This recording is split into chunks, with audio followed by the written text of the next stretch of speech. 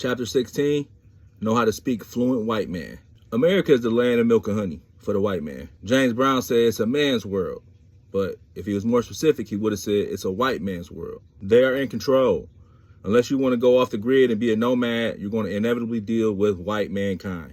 At some point or another, you're going to have to make a deal with the white man and negotiate something, whether it's land, a new job, a starting salary, or a bank loan. You might be dealing with the cop and need to negotiate the release of your capture. In this common case, your life could depend and your safety could depend on you speaking fluent white man. You might need to talk to a judge or a lawyer to explain your situation. Fluent white man is putting things in their terms. Try to relate to them by being careful to pronounce and enunciate words more clearly as opposed to speaking slang or talking in African-American vernacular English. Also, you don't want to remind them of the stereotypical Negro that they might see in the media if they have no interactions with black people. So you want to talk white, as they used to say.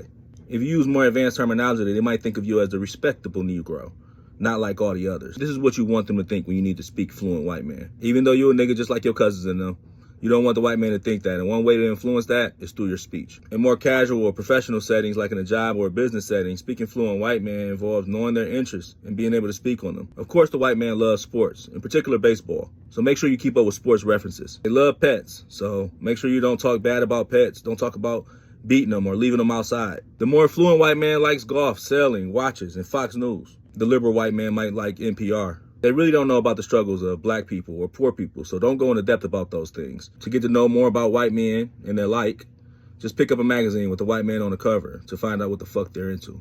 During a traffic stop, it's important to speak in fluent white man when a white cop pulls you over. Again, you want him to think that you're a responsible, law-abiding citizen. Use words like gosh darn it, you betcha, bud and buddy.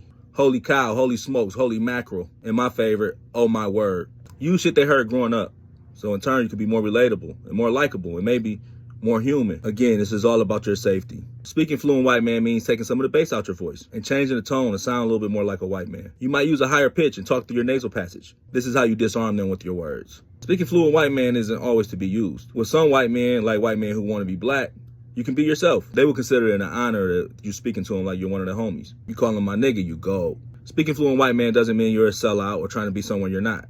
But it does mean if you have to speak fluent white man to get a job, a raise, a loan, get out of jail, or something else to your advantage, you can hold your own. Older generations know speaking fluent white man as code switching. Nowadays, it is more acceptable to be yourself, but you got to understand when to turn it on and off. Barack Obama has mastered the skill of speaking fluent white man. He won the presidency on it.